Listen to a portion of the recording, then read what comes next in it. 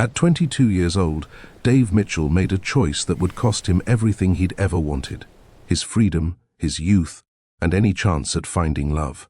But here's what nobody tells you about sacrifice. Sometimes the people you save end up saving you right back. This is the story of a man who gave up his entire life to raise his little sister, and the sister who refused to let that sacrifice be for nothing. March 1975, 2 in the morning. The phone rings in Dave's tiny apartment, and even before he answers, something in his gut tells him his world is about to shatter. It's the hospital. There's been an accident. His mother, Helen, fell asleep at the wheel driving home from another double shift at the diner. Her car hit a tree. She died on impact. She was 53 years old. And just like that, Dave Mitchell, barely old enough to legally drink, becomes the only family his 7-year-old sister Sarah has left. But let's rewind, because to understand the weight of what happens next, you need to know who Dave was before this moment, before the sacrifice, before he became the man who would give up everything. Dave grew up working class in a small Midwest town where everybody knew everybody's business. His father, Robert, worked at the factory. His mother, Helen, waited tables. It was a simple life, a good life, until Dave turned 15. That's when his father dropped dead of a heart attack at 48. No warning, no goodbye, just gone. And suddenly, 15-year-old Dave became the man of the house with a baby sister who was only 6 months old. From 15 to 22, Dave lived in a constant state of helping. He worked part-time after school. He babysat Sarah while his mother pulled doubles. He gave up football, gave up hanging out with friends, gave up everything a teenage boy is supposed to do. He watched his buddies go to prom, get girlfriends, make plans for college. Dave was learning how to change diapers and heat up formula. He was the kid who left parties early because he had to get home to watch his baby sister. He was the teenager who knew more about teething schedules than he did about asking girls out. But he did it. He survived it. He graduated high school in 1971 and got a job at the same factory where his father had died. $3.50 an hour. It wasn't much, but it was steady. And Dave had plans. Small plans, maybe, but they were his. Save some money. Maybe go to trade school eventually. Maybe, finally, find a girl who didn't mind that he'd spent his teenage years being a stand-in parent. Maybe build the normal life he'd been putting on hold since he was 15. And then, that phone call, 2 in the morning. His mother is dead, and Dave is standing in a hospital waiting room, staring at 7-year-old Sarah sitting in a plastic chair in her pajamas, clutching a stuffed rabbit, her eyes swollen from crying. She's already lost her father. Now she's lost her mother. And the social worker is asking Dave a question that will haunt him. For the rest of his life, is there other family who can take her? There is family. An aunt in California. An uncle in Florida. But they're strangers. They barely called after Dave's father died. They didn't show up when Helen was struggling. Their names on Christmas cards, nothing more. And the social worker is explaining the options with the kind of clinical detachment that comes from having this conversation too many times. Without a legal guardian, Sarah goes into foster care. The relatives could petition for custody, but it would take time. Months, maybe. And, in the meantime, Sarah would be in the system, moved from house to house, sleeping in strange beds, surrounded by people she doesn't know. Dave looks at his sister, 7 years old, traumatized, alone, and something inside him, something he didn't even know was there, makes a decision before his brain can catch up. "I'll take her," he says. "I'm her brother. I'll raise her." The social worker actually laughs, not cruelly, but the kind of laugh that says she's heard this before. This young person making promises they don't understand. "Mr. Mitchell, you're 22 years old, single. You work at a factory. Do you understand what you're signing up for?" And here's the thing, Dave doesn't. He has no idea what he's signing up for. He doesn't know about the sleepless nights, the parent-teacher conferences, the braiding hair, the period talks, the teenage rebellion, the soul-crushing loneliness of watching everyone his age live their lives while he's stuck playing dad. He doesn't know that this decision will cost him his 20s and his 30s, that it will cost him every chance at romance, at building a career, at having his own family. He doesn't know that he'll spend the next 20 years working himself into the ground, sacrificing every dream he's ever had. But he knows one thing. He looks at that social worker and says, "What kind of man would I be if I let her go into the system?" And just like that, at 22 years old, Dave Mitchell becomes a single father. He petitions for legal guardianship. He proves he can provide. He moves Sarah into his one-bedroom apartment and gives her the bedroom while he sleeps on the couch. He works at the factory during the day and picks up a second job cleaning offices at night. He learns to cook from his elderly neighbor, Mrs. Patterson. He learns to braid hair by watching YouTube videos that don't exist yet, so he just figures it out through trial and error and a lot of crooked braids. He goes to parent-teacher conferences at 23, while his friends are at bars picking up women. He packs school lunches and helps with homework and teaches a little girl how to ride a bike, how to be brave, how to survive losing everything. And with every passing year, every sacrifice, every moment of his youth slipping away, one question grows louder in the back of Dave's mind. A question that will nearly break him before this story ends. Was giving up everything for love worth it, when love might never come back? 5 years into raising Sarah, Dave Mitchell makes a discovery that will haunt him for the next decade. Sacrifice doesn't get easier with time, it gets harder. Because every year that passes is another year of your life you'll never get back. Another birthday spent alone, another dream that dies quietly in the dark, and the question that starts eating away at Dave's soul in his late 20s is this: how much of yourself can you give away before there's nothing left? He's about to find out, because the hardest years aren't behind him. They're just beginning. It's 1980. Sarah is 12 years old. Dave is 27. And if you think raising a 7-year-old is hard, let me tell you something about raising a preteen girl when you're a single man who barely knows how to take care of himself. It's a special kind of hell. Sarah is going through changes Dave doesn't understand and can't talk about. She's starting to notice boys. She's getting her period. She's developing opinions and attitude and a whole personality that clashes with Dave's exhausted, no-nonsense approach to parenting. And Dave? Dave is working 70 hours a week between 2 jobs, sleeping 5 hours a night, and slowly watching his entire peer group move on without him. Here's what nobody tells you about your 20s. They're supposed to be selfish. You're supposed to make mistakes, take risks, fall in love, get your heart broken, figure out who you are. But Dave's 20s look nothing like that. While his buddies from high school are at bars meeting women, Dave is helping Sarah with her math homework. While they're traveling, exploring, living, Dave is working double shifts so he can afford to buy Sarah new school clothes because she's growing faster than his paycheck can keep up. While they're falling in love and getting married and starting families of their own, Dave is going to parent-teacher conferences at 28 years old, sitting in tiny chairs meant for actual parents, explaining to Mrs. Henderson that yes, he's Sarah's guardian, and yes, he knows Sarah has been acting out in class, and no, he doesn't know what to do about it because he's barely keeping his head above water. The isolation is killing him. Slowly, quietly, like a disease that has no cure. Dave's friends stop calling around the time he turns 29 because they've learned that Dave always says no. No to the bar.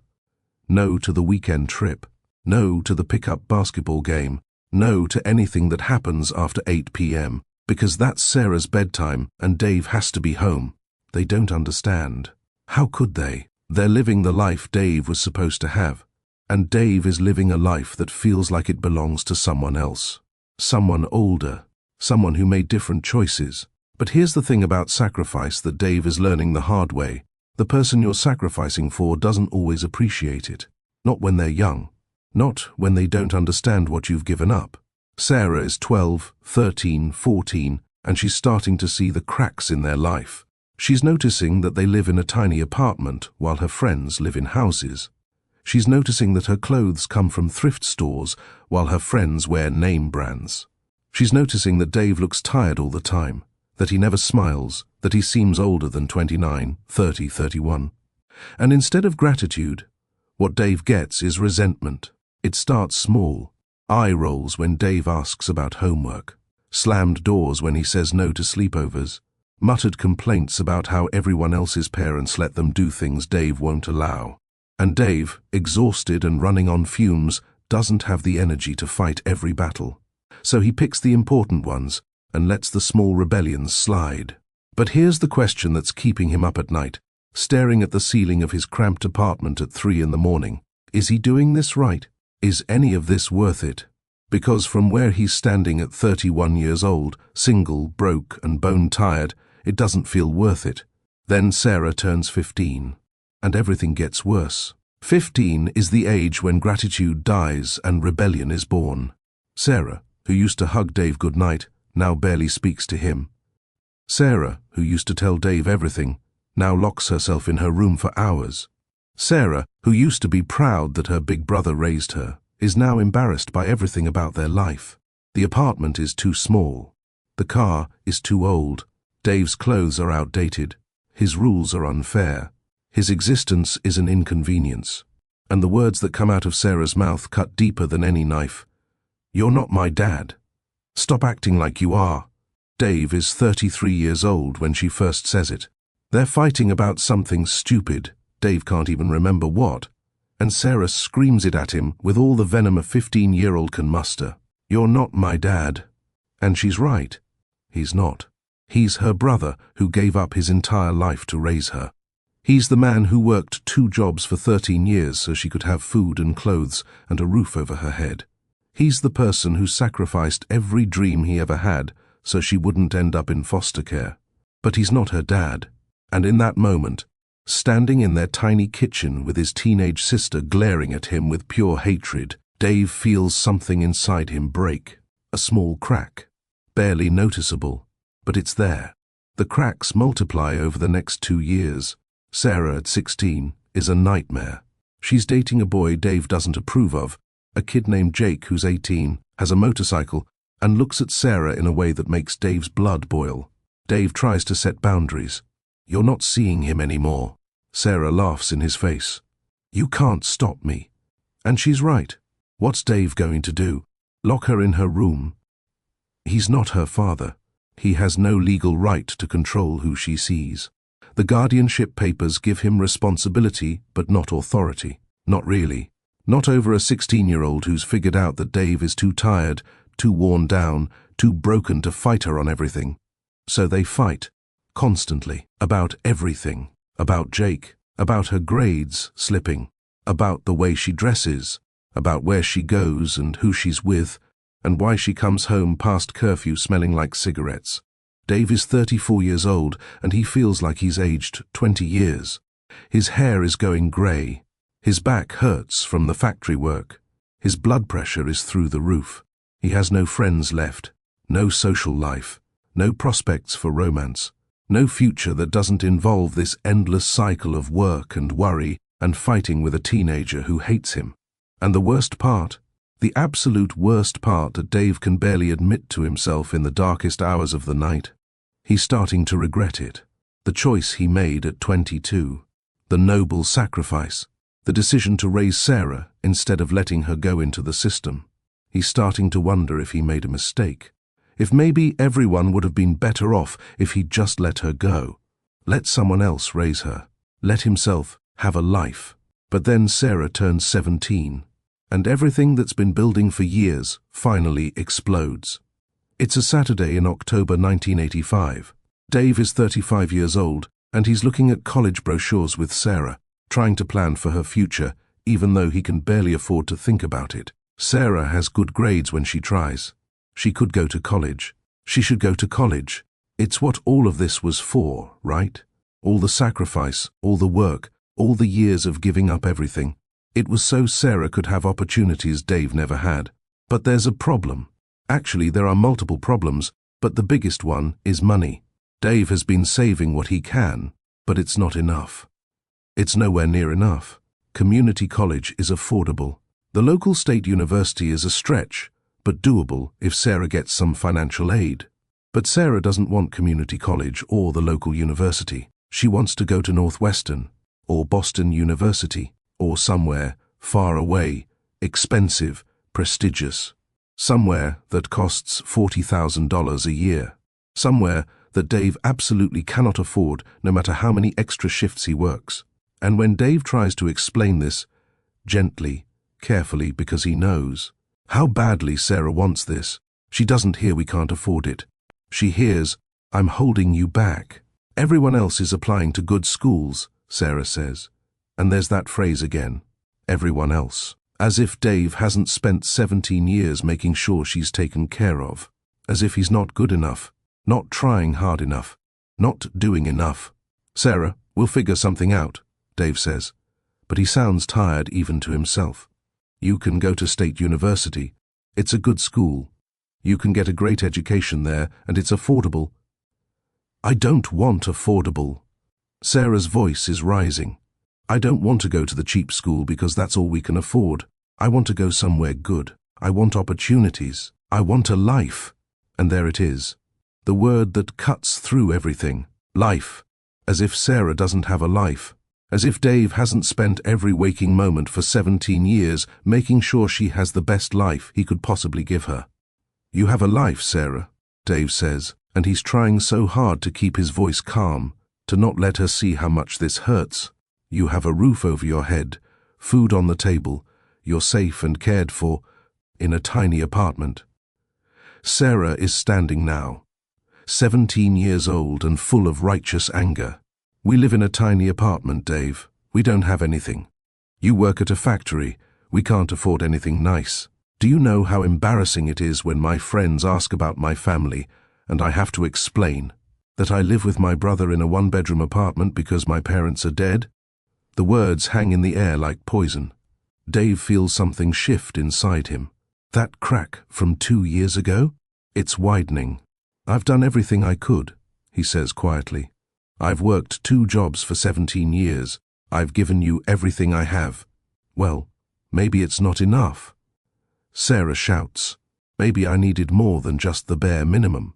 Maybe I deserved parents who could actually give me a real life instead of just surviving. Dave stands up. His hands are shaking. 17 years of exhaustion, of sacrifice, of giving up every single thing he ever wanted, and this is what he gets. You think this is the bare minimum? His voice is low, dangerous. You think I've just been doing the bare minimum for 17 years? I think you did what you had to do. Sarah is crying now, angry tears streaming down her face. I think you took me in because you felt obligated. I think you've resented me this whole time. I think you wish you'd never made that choice at all. And there it is. The fear that's been living in Dave's heart for 17 years, spoken out loud by the person he sacrificed everything for. Does he resent her? Has he wished he'd made a different choice? In the darkest moments, in the loneliest nights, has he regretted it? The answer is complicated and painful, and Dave can't sort through it right now because Sarah is still talking, still crying, still saying the words that will haunt him forever. Maybe I should have gone into foster care. Sarah screams. Maybe we both would have been better off. You could have had a life, and I could have had real parents who actually wanted me instead of a brother who was stuck with me. Silence. Complete, devastating silence. Dave stares at his sister, this girl he's raised since she was 7 years old, this person he's poured his entire life into, and he feels something inside him shut down. Just turn off, like a light switch. Get out of my sight, he says. His voice is flat, empty. Go to your room. I don't want to look at you right now. Sarah runs to her room. The door slams. And Dave stands alone in the kitchen of their tiny apartment, 35 years old, and wonders if she's right. If maybe everyone would have been better off if he'd made a different choice 17 years ago. 3 days pass. Dave and Sarah don't speak. They move around each other like ghosts, sharing the same space but existing in different worlds. Dave goes to work. Sarah goes to school. They eat meals in silence. They avoid eye contact. And the question that's tearing Dave apart is this. After 17 years of sacrifice, was any of it worth it?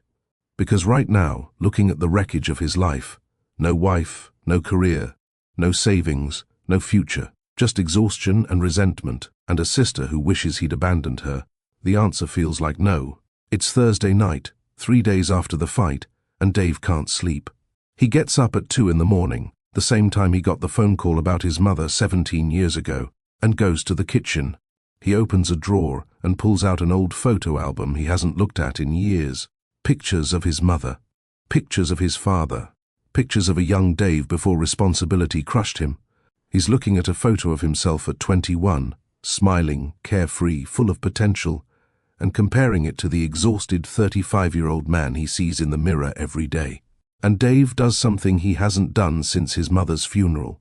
He breaks down, completely, just sits at the kitchen table at 2 in the morning and cries like he's 22 years old again, and his whole world just fell apart. That's when Sarah finds him. She can't sleep either. She heard him moving around and got up to see what was wrong. And there's her brother, the man who's been her rock for 17 years, the man who never cries, the man who always has it together, sobbing at the kitchen table surrounded by old photographs. Dave. Her voice is small, uncertain. The anger from 3 days ago is gone, replaced by something that might be fear. Dave wipes his eyes quickly, trying to compose himself. Go back to bed, Sarah. But his voice cracks. He can't hide it. Sarah moves closer. She sees the photographs spread across the table. Their mother, their father, a younger version of Dave, who looks nothing like the broken man sitting here now. I'm sorry, Sarah whispers, for what I said. I didn't mean it. Dave doesn't look at her. He can't. Didn't you? The question hangs between them, heavy with 17 years of unspoken resentment and exhaustion and sacrifice. You meant it, Sarah, and maybe you're right. Maybe you should have gone into foster care. Maybe I ruined both our lives by making the choice I did. No. Sarah sits down at the table. She's crying now too. Dave, no, I was angry. I was being a brat. But Dave, you gave up everything for me. I know that. I've always known that. Have you? Dave finally looks at her, and the pain in his eyes is unbearable. Because it doesn't feel like you know. It feels like you resent me. It feels like nothing I've done for 17 years has been good enough. It's not that. Sarah struggles to find the words. She's 17. How do you explain complicated feelings when you're 17? I don't resent you. I resent our situation. I resent being poor and living in a tiny apartment and not being able to do the things my friends do. But Dave, I don't resent you. I could never resent you. You said you wished you'd gone into foster care. Dave's voice is barely a whisper. You said, maybe we'd both be better off. I was angry. Sarah is sobbing now. I was being cruel because I was upset and I wanted to hurt you the way I felt hurt. But Dave, listen to me. You were 22. You should have been living your life. Instead, you raised me. You worked 2 jobs. You went to every school play, every parent night. You taught me how to ride a bike, how to drive, how to be a good person. You gave up dating and travel and having your own family. You gave up everything. Dave stares at his sister, and something in his chest loosens just slightly. You're my sister. What else was I supposed to do? Most people would have let me go into the system. Sarah reaches across the table and takes his hand. You didn't. You chose me. Every single day for 17 years you chose me over yourself. You put my needs first, my education first, my happiness first. And I've been so focused on what we don't have that I haven't said thank you for everything we do have. They're both crying now. Dave looks at this 17-year-old girl, not quite a woman, not quite a child, and sees his mother's eyes looking back at him. I've tried so hard, he says. I've done everything I could, and I feel like I've failed you anyway. You haven't failed me. Sarah squeezes his hand. You've given me everything that matters. You've kept me safe. You've loved me. You've been there, always. And I'm sorry I made you feel like that wasn't enough. Because it's more than enough, Dave.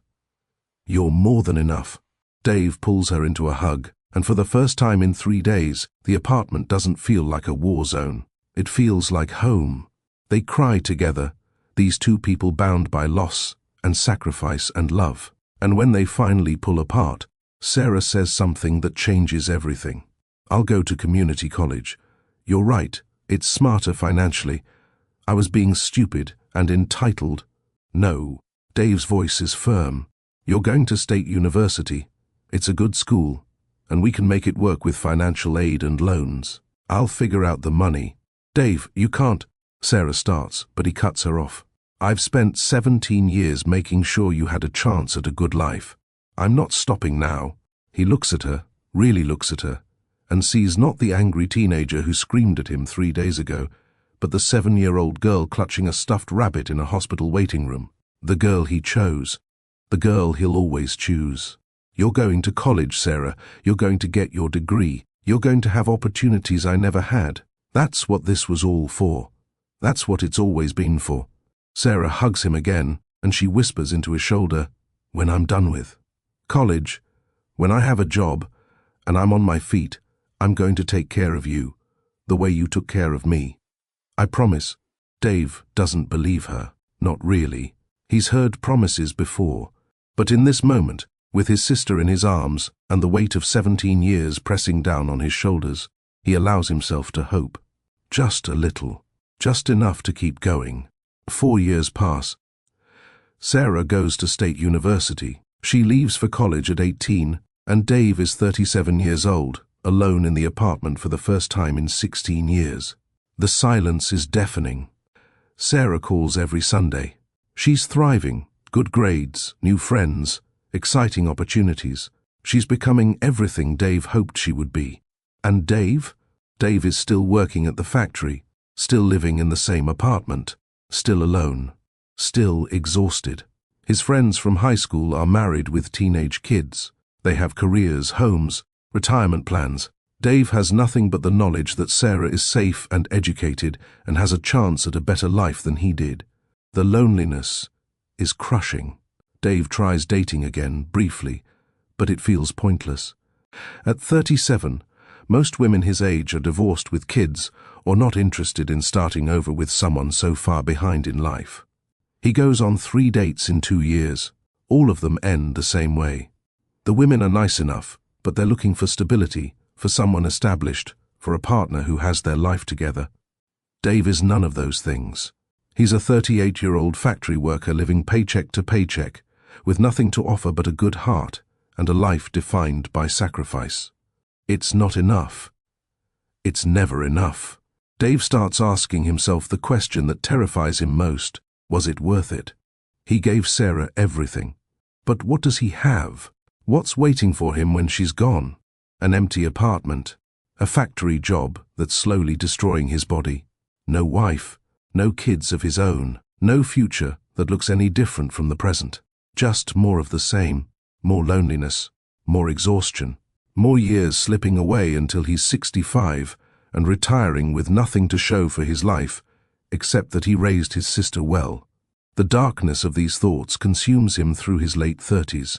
He goes to work. He comes home. He eats dinner alone. He watches TV alone. He falls asleep on the couch alone. Sarah calls on Sundays, full of excitement about her classes and her friends and her life. And Dave is happy for her. He genuinely is.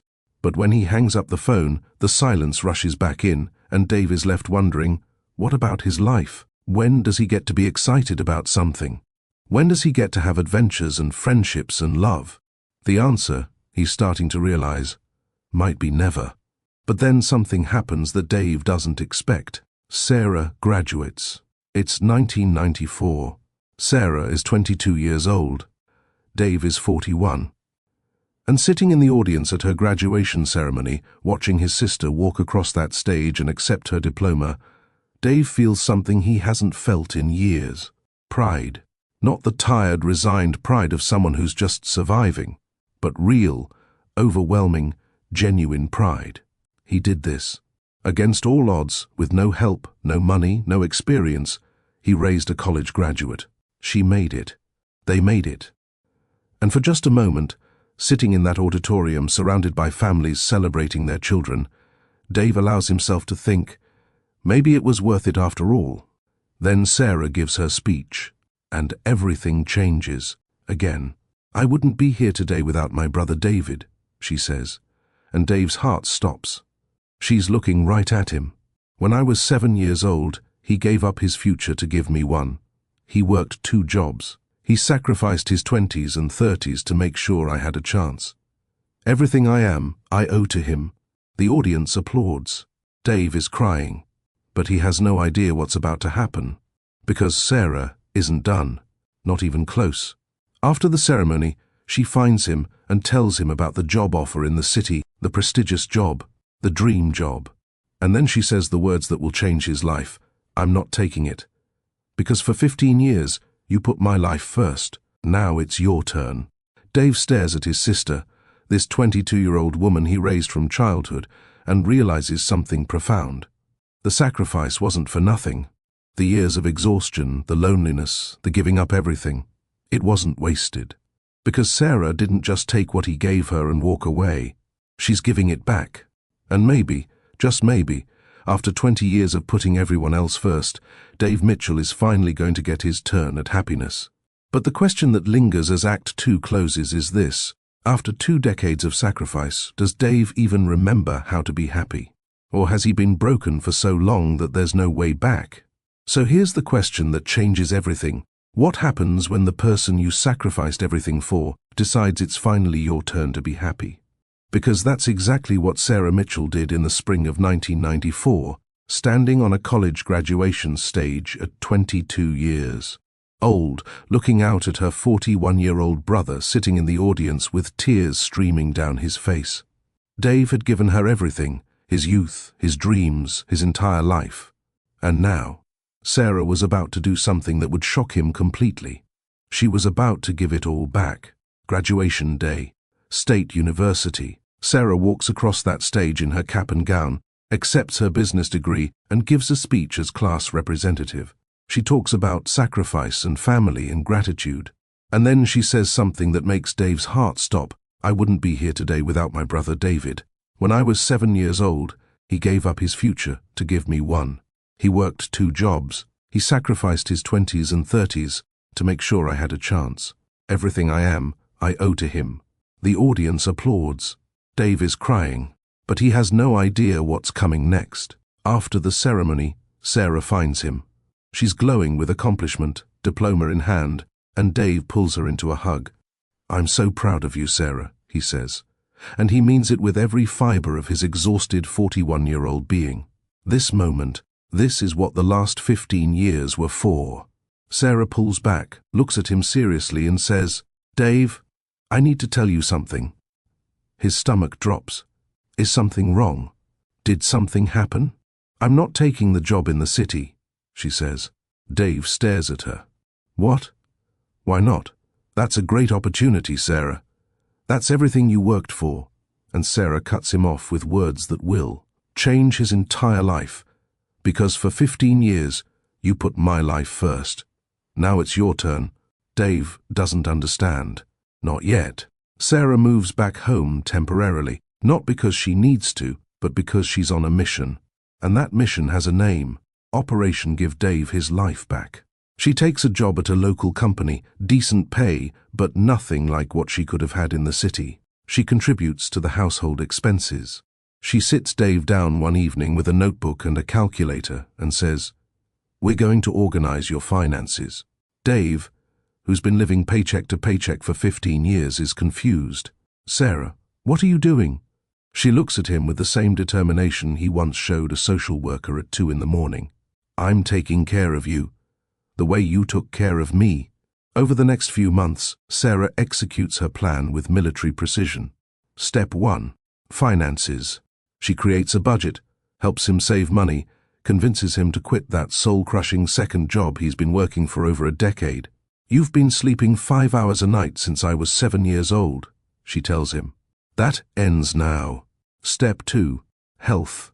She notices Dave looks exhausted, older than 41, worn down by years of stress. She drags him to a doctor who diagnoses high blood pressure. She starts cooking healthy meals, buys him a gym membership, forces him to take actual vacation days. Dave protests. Sarah, this is too much, but she won't hear it. This isn't too much. Too much is what you did for me. This is the bare minimum. Step 3. Social life. Dave has been so isolated for so long that he doesn't even realize how lonely he is. Sarah organizes a reunion with his high school buddies, men who are now in their 40s with families and careers, men who haven't seen Dave in years. She signs him up for the church softball league. She makes him attend community events. Dave resists at first, feels awkward, out of place, but slowly, carefully, Sarah is rebuilding the life her brother gave up. And then comes step 4, the secret mission, the one Sarah doesn't tell Dave about, finding him someone to love. Here's what Sarah knows that Dave doesn't. There's a woman at her office named Ellen, 39 years old, divorced, raising her 16-year-old daughter Amanda alone after her husband cheated and left when Amanda was 10. Ellen is kind, hard-working, and she's been through her own version of hell. Sarah mentions Dave casually one day over lunch. "My brother is single. He's a really good guy." Ellen raises an eyebrow. "How old is he?" Sarah smiles. 42. But he seems older because he's basically been a dad since he was 22. And then Sarah tells Ellen the story. All of it. The 2 a.m. phone call, the choice, the sacrifice, the 15 years of giving up everything. Ellen is quiet for a long moment. Then she says softly, "That's the most incredible thing I've ever heard. I'd like to meet him." But here's the question that's been building this entire time. Can a man who's spent 20 years sacrificing for others actually accept being cared for himself? Because when Sarah orchestrates a casual company picnic where Dave will happen to be, Dave is suspicious. "Sarah, I know what you're doing." She plays innocent. "What am I doing?" He gives her a look. "You're trying to set me up. And I appreciate it, but I'm 42 years old. That ship has sailed." Sarah crosses her arms. "Dave, you've been saying that ship has sailed since you were 30. But you know what? The ship is still in the harbor. You just never let yourself get on board. So get on board. Have a hot dog. Meet some people." What's the harm? The harm, Dave thinks, is hope. Hope is dangerous when you've learned to live without it. But he goes, and he meets Ellen. And something happens that hasn't happened to Dave Mitchell in 2 decades. He feels something. They talk for 3 hours. About everything. About loss and sacrifice and raising kids alone. And feeling like you've missed your own life while living everyone else's. Ellen tells him about her ex-husband leaving, about working her way up at the company while raising Amanda, about learning to survive. Dave tells her about his mother's death, about choosing Sarah, about the years of exhaustion and loneliness. And Ellen says something that breaks through every wall Dave has built. "Sarah told me what you did for her, raising her from 7 years old. That's remarkable." Dave shakes his head. "I did what any brother would do." Ellen leans forward. "No, you didn't. Most people would have taken the easy way out. You didn't. That says everything about who you are." They start dating. Carefully at first, because Dave is terrified and Ellen has her own scars. But there's something here, something real, something Dave thought he'd never have. Sarah watches it unfold with quiet satisfaction, seeing her brother smile for the first time in years, seeing him come alive. Amanda, Ellen's 16-year-old daughter, meets Dave and connects with him immediately because Dave understands what it means to be a parental figure without being a parent. He doesn't try to replace her father. He just shows up, consistently, patiently, the way he showed up for Sarah. A year passes. Dave is 42. Ellen is 40. And one evening at dinner, Dave does something he never thought he'd do. He proposes. Right there in the middle of the restaurant, Dave gets down on one knee and says words he never imagined, saying, "Ellen, I spent 20 years raising my sister. I put my life on hold. I never thought I'd find someone who understood that. But you do. You lived it too. And I can't imagine spending the rest of my life with anyone else. Will you marry me? Will you let me finally start the life I always wanted? With you?" Ellen is crying. "Yes," she says. "Yes, Dave. Absolutely yes." The wedding is small. About 50 people at the Lutheran church where Pastor Jim has known Dave since he was 22. But there's one moment that defines everything. Ellen's father passed away years ago. She planned to walk down the aisle alone. But a week before the wedding, Sarah approaches her. "Ellen, I know this might be forward, but would you let me walk you down the aisle? You're becoming my sister officially, and I'd like to give you away to my brother the way he gave his whole life to me." Ellen breaks down crying and says yes, because that's what this story has always been about, not just receiving love, but returning it. The wedding day arrives. Sarah walks Ellen down the aisle, both women crying, and hands her to Dave. Pastor Jim gives a sermon about second chances and finally getting your turn. Dave's vows wreck everyone, Ellen. "I spent 20 years being a parent before I had a chance to be a partner. I thought that ship had sailed, that I'd missed my chance at love. But then I met you. You understand sacrifice. You understand putting family first. You understand what it's like to survive hard things. I promise to spend the rest of my life showing you that you made the right choice, that I'm worth the wait you didn't know you were waiting for." But it's Sarah's toast at the reception that brings the entire room to tears. She stands, glass raised, and tells the whole story one more time. The 22-year-old brother who could have chosen differently. The 15 years of sacrifice, the 2 jobs and the exhaustion and the dreams given up. And then she says, "I graduated college 3 years ago and I made myself a promise. I was going to make sure my brother finally got his turn. I was going to make sure he found happiness. I was going to give back even a fraction of what he gave me."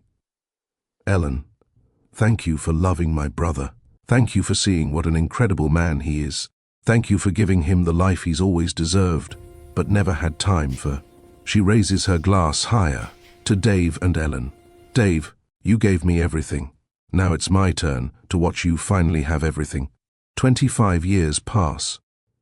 Dave and Ellen build a beautiful life. They buy a modest house. Dave helps put Amanda through college. Sarah gets married, has 3 kids who adore their Uncle Dave. Dave becomes a stepfather and a real father figure, and finally gets to experience what it means to have a family of his own. Not the family he raised out of obligation, but the family he chose out of love. He retires from the factory. Ellen retires from her company.